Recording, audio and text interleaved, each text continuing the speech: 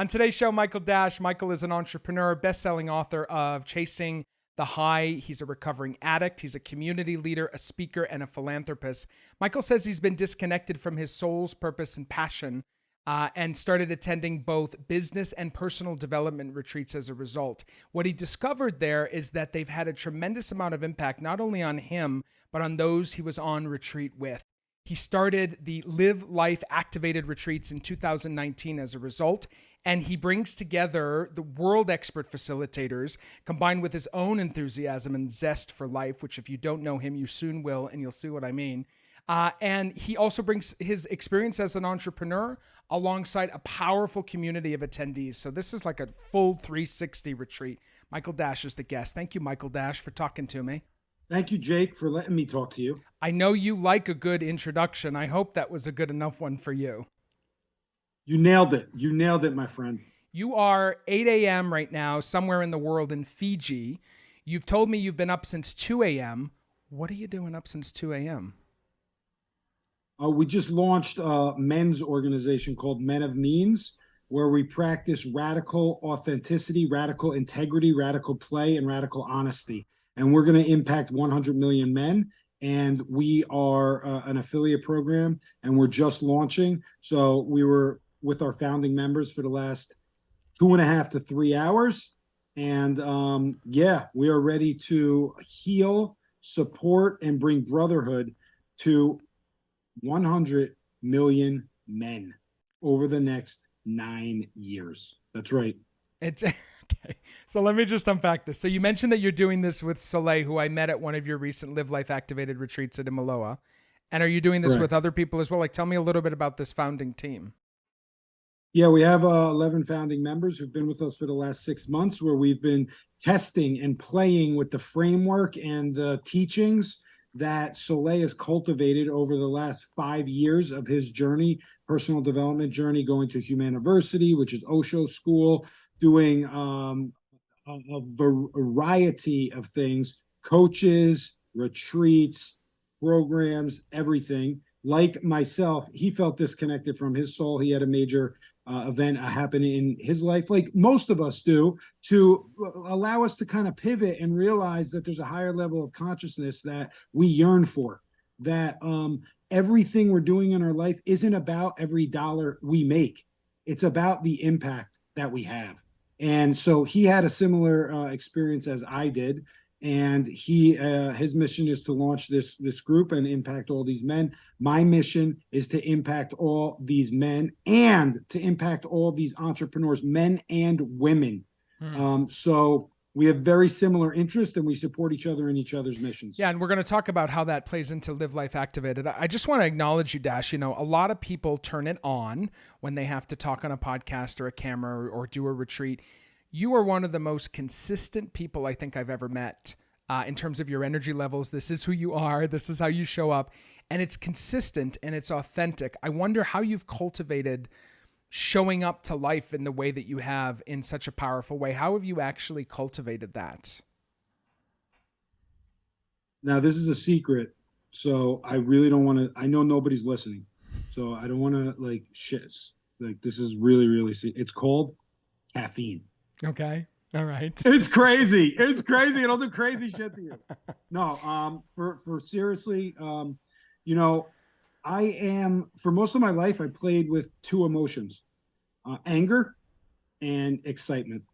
I lived my life on the high end and the low end. It was in my addictions. It was in my chase for money.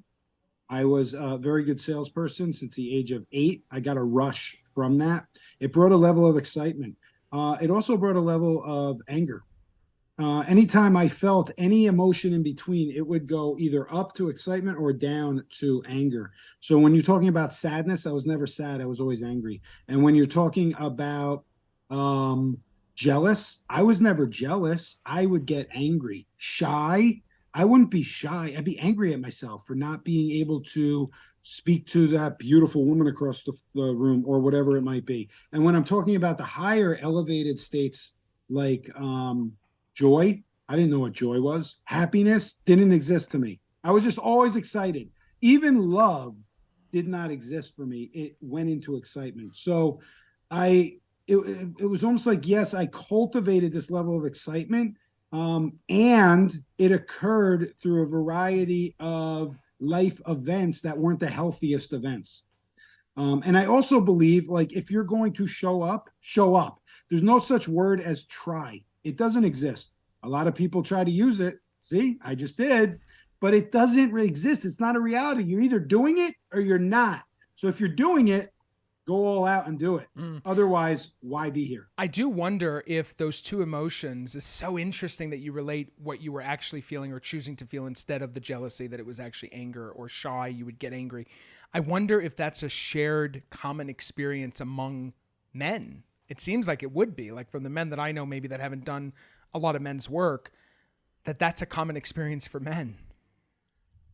100%. From what I've seen from the men I've been working with, it's different with the women I work with, but with the men I work with, absolutely, because we've never, first of all, we're not equipped to like feel a lot of the times. We're taught as young boys, like, if you fall down, get up, stop crying, don't cry. Like, I was told not to cry my whole life. And hence I've had trouble crying my whole life. And I didn't actually know the realm of emotions. I didn't know what the emotional scale was. It was never taught to me in school. It was never taught to me by my father, who was stoic and who wanted the best for his son, but he didn't know how to give it to him because he wasn't equipped with this knowledge. So most men are like this. They are told, be the provider, don't complain, be the rock, don't show emotions. And that is ingrained in us. And that really affects so many men across the world. And being able to identify these things has actually allowed me to work much better and lead women better as well. Because when I can step forward in an emotional state, I invite women into a safe space and they're like, wow, this man is talking about his emotions. Wait, something's wrong here. Right. So it opens the space for women to feel safe, and it opens the space for men to see a new way to approach their lives. Open, honest, and authentic. Something most of us have run away from our entire lives. Yeah, I was just going to say that because Live Life Activated is coming up in August at Imaloa, and we'll talk more about it in a second. But that even though we're talking about men's issues or the issues that we as men face, it is not a men's retreat that we have at Imaloa. In fact, I think we counted like 60-40 men and women. So it's a really nice combination. It's also really nice that you bring so many men to Imaloa. You create a safe space for both to be able to come together in this way. And I appreciate it. One of the things that you said, Dash, is that you felt disconnected from your purpose and passion, not in this conversation, but previously, that you really felt disconnected from your purpose and passion. I wonder, how did being disconnected from that affect your mental well-being? Yeah, great question. And I just want to say it's actually 60% women, 40% men at this retreat. So far, that's what's signed up, and we're halfway through. Okay. So we get a beautiful mix of both, and they're all leaders, entrepreneurs, executives, leading teams, influencers, coaches, and so forth. So back to your question, which was, how did So you felt really disconnected from your passion and your purpose, and I'm just curious how that affected your mental well-being, because people are like, oh, I don't have a passion or purpose, but how does that actually affect someone's mental well-being? Well, I wasn't as excited when I woke up in the morning. I would medicate. That's what I would do. I would wake up in the morning and pop an Adderall, boom, and then that would get me going. And then I would go through the day, and then when I was done with my day, I would come home and smoke some weed, and that would bring me down. And then maybe pop an Ambien to go to sleep. So I was constantly medicating myself because I wasn't in touch with my soul. And because I wasn't in touch and aligned, which is what a lot of the work we do at the Live Life Activated retreat is about, are we actually aligned with our mission and vision in life? I'm an alignment expert. I built out a whole alignment assessment. I take everybody through it. We look at our values. We look at our vision, our mission in our personal life, professional life, and family life. Are we actively, day by day, contributing and taking one step closer to get there? Or are we creating these checklists to hit our endorphins, to check them off. And those things really should be done by somebody who's in a support role for you. How are we showing up for ourselves? And by medicating yourself, you don't have to look at those things. And when you're not disconnected, and when you're disconnected from your purpose, you don't look at those things because there's a guise going on. You're fooling yourself. You're creating lists to put in your mind that you're being productive, but none of them are actually moving you closer to your mission and vision because you don't actually have a clear definition of what it is and how to get there. So I'm seeing, you've been at Imaloa twice now, and I'm just seeing some through lines as you're talking. So this idea of like checklists, I don't know why it's striking me so much, but it is. And I appreciate you sharing it. I'm sure people that are listening are thinking of it similarly, because I have gone through to-do lists. Now I go through blocks in my day rather than checklists. But it's interesting because also with the checklist, what it allows you to do is not feel what might be wrong. And what occurs to me is when I see the people that you bring to Live Life Activated, you have no choice but to confront what's going on in your life. Like, that's a group of people that holds people to account in a way like I've never seen I've told you, I've never seen a retreat like yours. Like, it's so turbo, but it also is, it's like, if we're only as sick as our secrets, as they say in 12-step, and if our life is actually run by everything that we're hiding, Live Life Activated kind of brings everything to the surface, wouldn't you say? Well, it creates a safe space to share things maybe you haven't shared before because of fear, because of shame, and because of judgment. And this is a judgment-free zone. And when you step foot on the Imaloa campus, there is something that releases your fears. The beautiful nature, the way we're taken care of with 5-star service. It's almost as if we are coddled into this experience to just allow everything to drip off of us. Emotions, fears, challenges, and the environment sets us up, and then the content and the leadership of the facilitators brings us there. And for some who have real boundaries up, they are all welcomed. Because just by witnessing, they learn.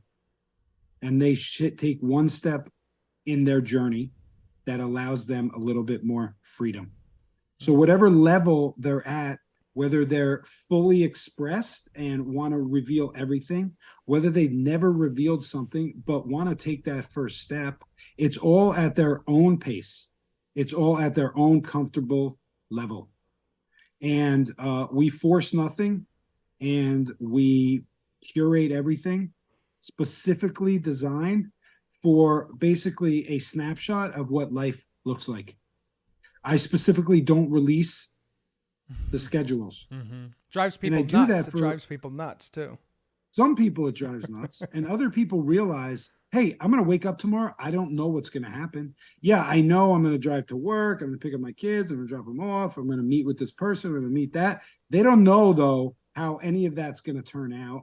They don't know if a tragic life event is going to happen. They don't know if they're going to, something amazing is going to happen. And it's not about what happens to us. It's about how we react to those things. And in order to have control over that, you actually have to train your nervous system.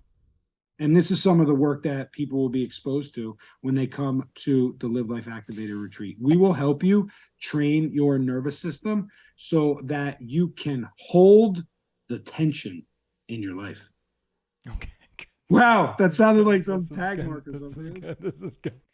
So would you say, if I'm listening to this, and I assume this is for leaders, either solopreneurs or entrepreneurs, who else do you see most attracted to this retreat? What, and not necessarily titles or even ambitions, but like, what are people experiencing in their life right now that are often attracted to the Live Life Activated retreat?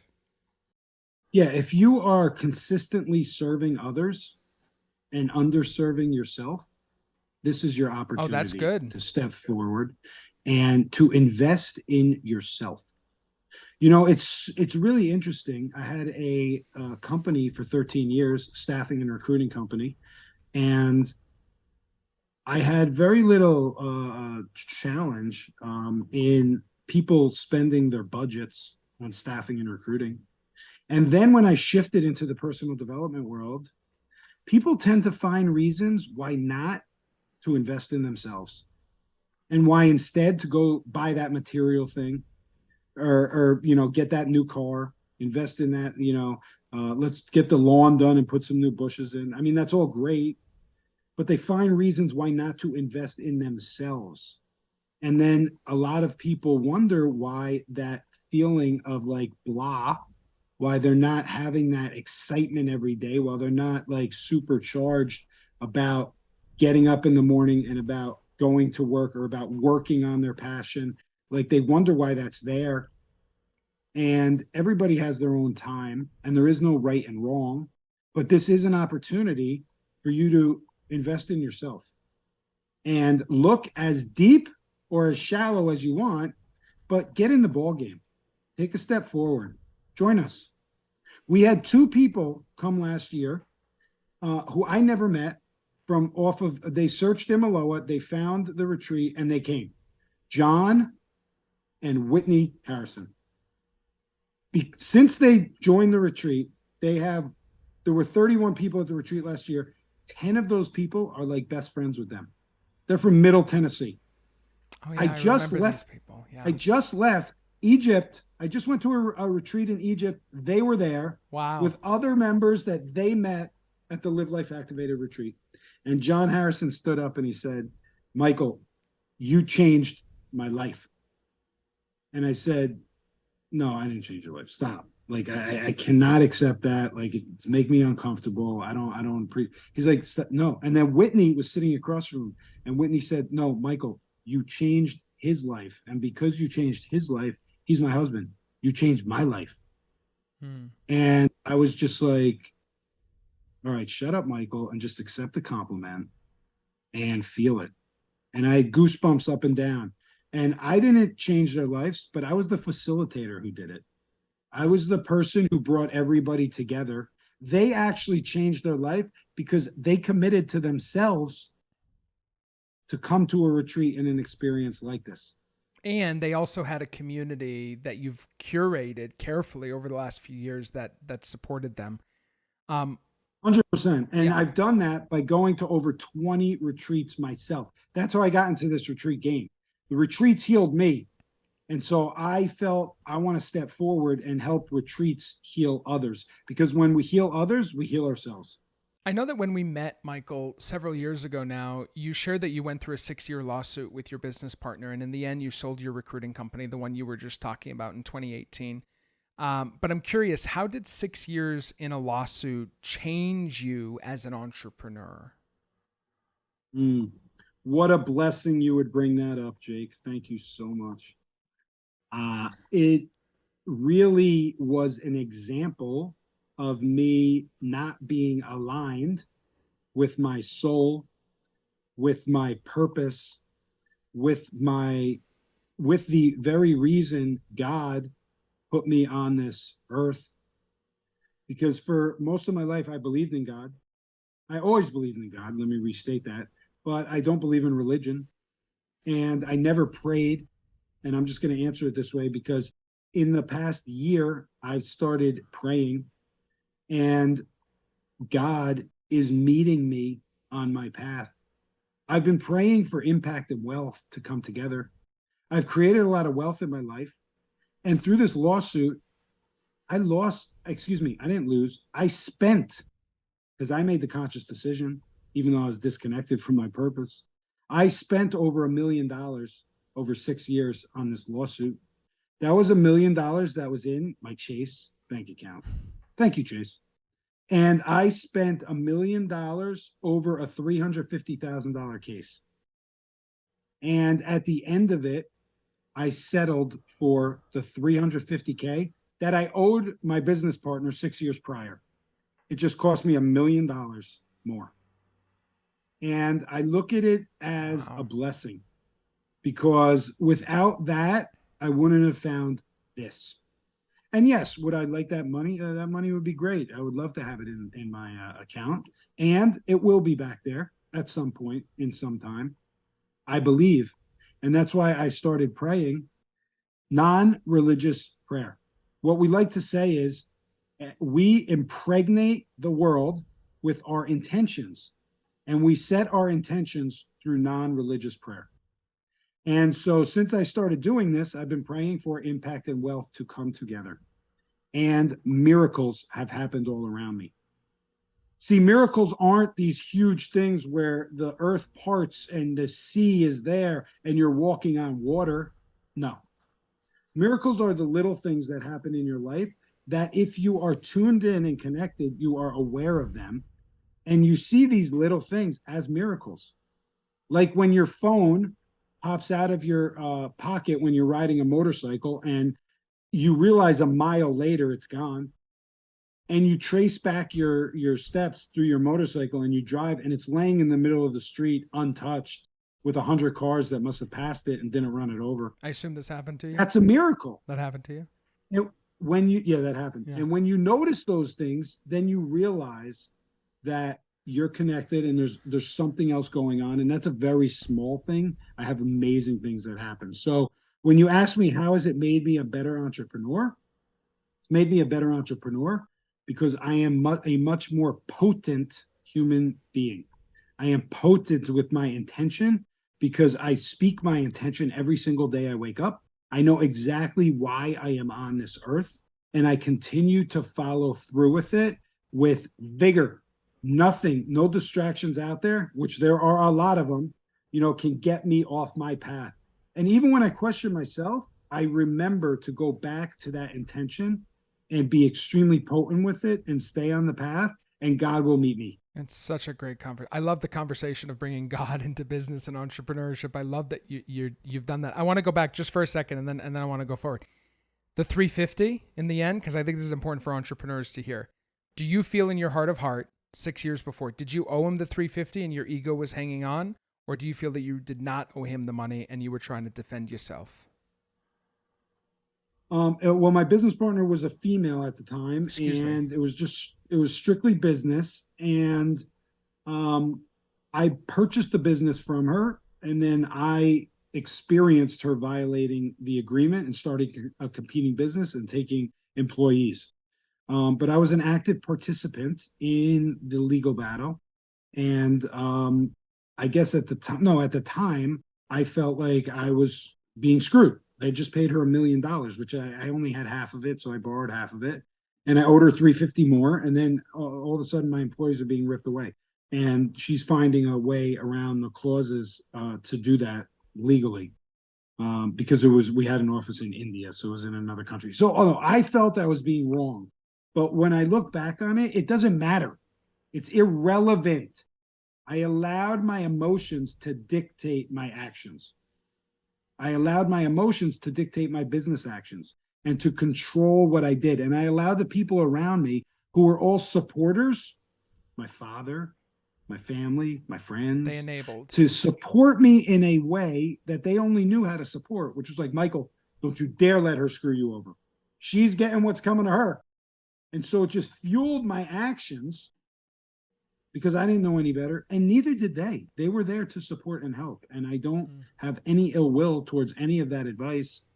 My level of consciousness wasn't rising. I wasn't working on it. It was nothing. So whatever anybody told me, I just believed. And knowing, investigate. Knowing what you know now, would you just have let it go, or would you have pursued it? Knowing and being who you are now. Oh, 100% would have let it go. Let it go. I would have just paid her, and I would just, have dealt with whatever it was. Yeah. So you founded. I appreciate you sharing. And I just want to say one more thing. Sorry to interrupt you. Yeah. Sorry, I know I just jarred you. The most important lesson of all that is not the $1 million I spent on it. It's the biggest commodity we have on earth, time. Time is our currency. And so the 6 years of time I invested in that is gone forever. The money will come back. And so I just wanted to add that because that's the most important lesson of it all. Yeah, not all of us listening have an ex business partner in with this kind of situation, but we certainly have a choice and we have decisions to make all the time of whether or not we want to be spending time and money on things that we could just let go of, that we could just turn over. And sometimes our egos rev things up and we were wronged and we want to be righted and the whole thing. So it's that's a powerful message, dude. And I love that you shared it. Yeah. Thank you. You founded Fate, which is from addict to entrepreneur. You've interviewed successful entrepreneurs who were also addicts. And what I'm curious about is what aspects of being an addict actually work really well as an entrepreneur, and what is it like to walk between the line? What is it like to walk between the line of addict and entrepreneur? I would say addicts never take no for an answer. That's a great trait when you're an entrepreneur. Like, you will go above and beyond to feed your addiction. If you could take that same trait and you can bring it to entrepreneurship in a healthy way, you go above and beyond to find a solution to whatever business you're in. You go above and beyond for your clients. You go above and beyond to build that successful business. You don't take no for an answer. These are all traits of an addict, but put in a positive light, they're extremely beneficial for an entrepreneur. So I would say, that's like kind of the primary driving force between the two. And we're obsessed. The addicts are obsessed. They're obsessed. And obsession, it can be a dangerous line to travel. But initially, when you're starting your business, you need to be obsessed about it. Like, you need to live and breathe it in a healthy way. You need to have modalities, physical, mental, emotional, spiritual modalities that you can bring into your life so that obsession can remain healthy and you're taking care of yourself while you're obsessed with building this, with supporting this, and with providing for your clients and whoever else. So I would say those are the main things. And I would also add that the formerly incarcerated, because I do a lot of work in prisons, and people who are formerly incarcerated make some of the most successful entrepreneurs for some of the same reasons, for some of the exact same reasons. And I had a couple of formerly incarcerated at my last retreat. Shelley Winter, Jeremiah I Dupree. remember They're having married. conversations with them. Yeah. Shelley did 5 years. Jeremiah did 17 years. They got married. And I volunteered with them in prisons because they give back now. And she came out of prison, got a job at Microsoft. Then they did the background check. They rejected her. She challenged them with a lawyer. They succumbed to it. She joined the organization. And last year, she became the #1 salesperson in the world for Microsoft. Very small company, Microsoft. I said Microsoft, the #1 salesperson in the world. Yeah. I mean, this is the caliber of people. These are, I think when people think of leadership retreats or whatever, retreats to get away, it's just not in a lot of our minds that we're going to have experiences like you create at Live Life Activated with the people that you create it with. Leaders come on your retreat and they start to learn different modalities that perhaps provides them clearer mental health. What is the bridge between clearer mental health, being an entrepreneur, and a spiritual practice that you've found? The bridge is that entrepreneurship can be very lonely.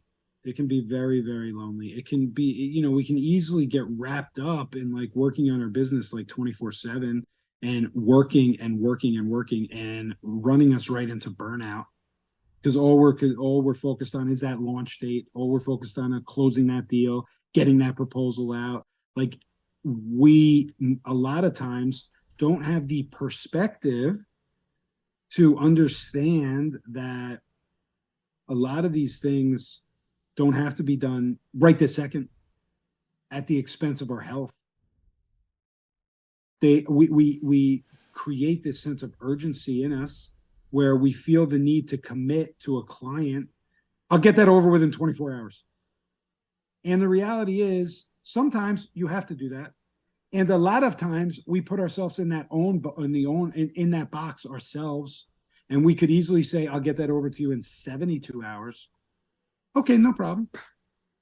And by doing that, create ourselves less stress, more room, and learning and actually we're spiritually more aligned with it because we're curating it more. It's like a baby, right? We're coddling it instead of rushing.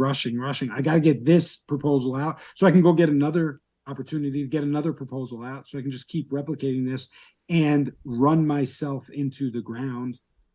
And so the connection to praying every day through intention setting or whatever it is, you don't have to pray to God, pray to the universe, pray I to love whatever you this want to this call it. new God outfit that you're wearing. I'm loving this, Dash. This is new. I don't think I've met you in contact with God. No, you haven't, but you probably met yourself because you're God and I'm God. We're all God. It's actually crazy that these words, for me, not crazy, but it's actually, if I looked at myself 5 years ago and see me talking about God, like I led 55 people through a prayer in Egypt at a retreat. Like I would never, I mean, I couldn't even, like my former self would like be like, dude, what happened to you? You're from New Jersey, bro. You don't like lead people through prayer.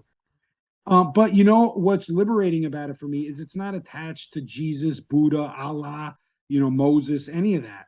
That's what was striking for me. That's what pushed me away from prayer because I don't resonate with that. But I do resonate with a higher power in the universe. So, being able to deposit your intentions into the world every day, it affirms your focus, right? And so by doing that, and by bringing in healthy practices, sleeping is super important. We have a sleep expert, Satish Kumar, who's coming this year, and he's going to speak on the second day. And we're going to practice what he teaches us on day 2, 3, and 4 and see if it works. And then hold his feet to the fire on day 5. I can't wait for that. I got And such a and things character. like that Yeah. things like that we're incorporating. We're going to be talking about a new communication system that allows you to communicate with your partner, with your business, with your family in a way that you're inviting them into a conversation and it's not polarizing. Is that EOS? Where you can No. I'm sorry? Is No. that EOS? No. No. No, where you can speak your emotions because words matter. So we're going to be talking about these things. We're going to talk about our mission and our vision, and we're going to go and just love and hug and just embrace ourselves in the beautiful nature that is Costa Rica, that is Imaloa, and we're going to just dance and sing and ice bathe and all those things. I love so this. come join us. There you go. Jake, it is my goal this year to get you in a tub of ice. I mean, I've been in a tub of ice before, just not in front of you, and I'll do it again. Don't tempt me. And I'll even do the breath. I'll do the breath work too. Many people, we usually talk about the retreat at the end, but I love how you're talking about it throughout because it's painting people a picture of what they can expect. Speaking of people, many people who you work with are leaders who aren't necessarily feeling aligned with their life. And perhaps even worse than this, they're successful, so they don't know how to keep their success and explore what might be making them unhappy. Other than meaningful lives, what are people, and this is a loaded question, what are people universally looking for besides meaningful lives? What are they looking for that they feel that they don't have that perhaps makes them show up to a Live Life Activated retreat? Alignment. That's what they're looking for. They're looking for a life of alignment. When did they get out of alignment, Dash? Well, because you're out of alignment by the way you define success. Because in your loaded question, you said most of these people are successful, but they're not happy. So you can't be successful and not happy. Those things don't exist. You can be financially wealthy and not happy. But the way people define success now is through finances. No, that is not success.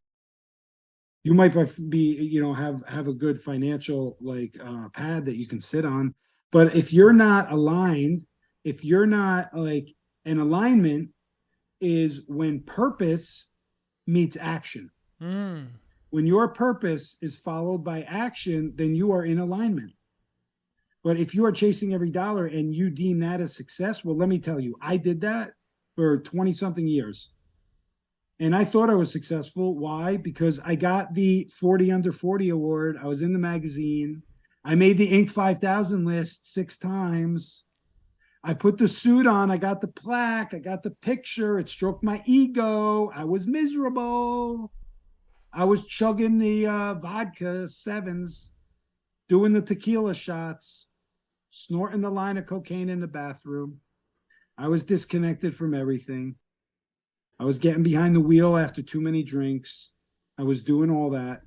But on the outside, I had 4 houses. I had a really nice car. I had women around me. I had a bar. I was successful, but I really wasn't. I was empty because I was misaligned. And I think universally, people want to be aligned, and not enough influencers out there, people who talk out there, in my humble opinion, which is not so humble, but in my opinion, it's alignment. That's the key to success. When you're filling all your buckets halfway, you're in alignment. When you're filling certain buckets all the way full and not the other buckets, you're misaligned and something's going to break. You're going to have a leaky faucet somewhere. The dam is not going to hold up. And so that's what I truly believe, through my experience. That's what I've experienced. And that's why I focus on alignment in general. And that's what the main theme of the retreat is. You've done a pretty great job on sharing about what the retreat is and what people can expect. In terms of what they'll gain, learn, or experience, is there anything else that you'd like to touch base on for people who are considering joining? What, like with the daily flow, what people can expect from that perspective? Well, I'd just like to shift to the broader question and just mention that 4 companies have been started over the last 3 retreats that we have. And this is not the reason for the retreats at all. But when you bring amazing people together who are game changers in this world and doing amazing things, then they get together and you just get out of the way. You being me, I just get out of the way and I see beauty happen. Best friendships have started at these retreats. And I got to admit, I'm a little jealous. You and I have become friends, Dash. You and I have become friends. No, but you know what, Jake? The people that I've been able to attract to these retreats are people in my life from all different areas, and now they're better friends with each other than they are with me. Yeah. I'm like, yo, don't forget about me over here. You can be a selfless servant, Dash. I promise. You can do it. But it's a beautiful thing, Jake. It's a beautiful thing because I'm not joking. They're best friends. They travel the world together, and they didn't know each other until these retreats. And, you know, frankly, I don't make a lot of money on the retreats. I'll pull the curtain back. You don't make a lot of money on retreats. You make money when you sell programs that are attached to the retreats and, you know, coaching programs and all these other things. But that's not why I do the retreats. I do the retreats because they fill my soul. They fill me up so much that they just keep me driving for the next like 3 to 6 months. And I'm just on such a high. And these beautiful relationships are cultivated. Other organizations are happening. You know, those companies I talked about, 3 of them are nonprofits doing amazing things in the world. Wow. And so it was important for me to touch on those because those are benefactors that you will receive, I imagine, from the retreat, and how it will all play out, only you will know when you're there. So yeah, we have a flow, a day-to-day flow of a mixture of activities and workshops. And this year, I'm going to create a little extra breathing room than in the past because it's important for me to get feedback. And I've received some feedback because I want to over deliver in value. I've received some feedback to give a little bit more breathing room. So after we get out of a session, people can really go, they can journal, they can take some lessons away. And that's one of the things that I'm going to infuse this year. Well, it's unlike any other event that we hosted in Maloa, and I'm really proud, Dash, that after all these years, you're still hosting here. I know that you could host anywhere you want to in the world, and it means a lot to us. So I thank you so much. Yeah, thank you. I appreciate it. I love in Maloa. I'm connected to it, and I can't wait to go back and see the baby sloth. We have a couple. One of them just gave birth, I think. Yeah. Michael Dash's retreat is August 6th to 11th, 2023 this year. Prices start at $35.95, and you can go right now to imaloainstitute.com/Michael Dash for more. By the way, only one villa is left. One high-end villa is left. And Michael has a few other double and single accommodations available as well. So imiloainstitute.com/Michael Dash. Thank you, Dash.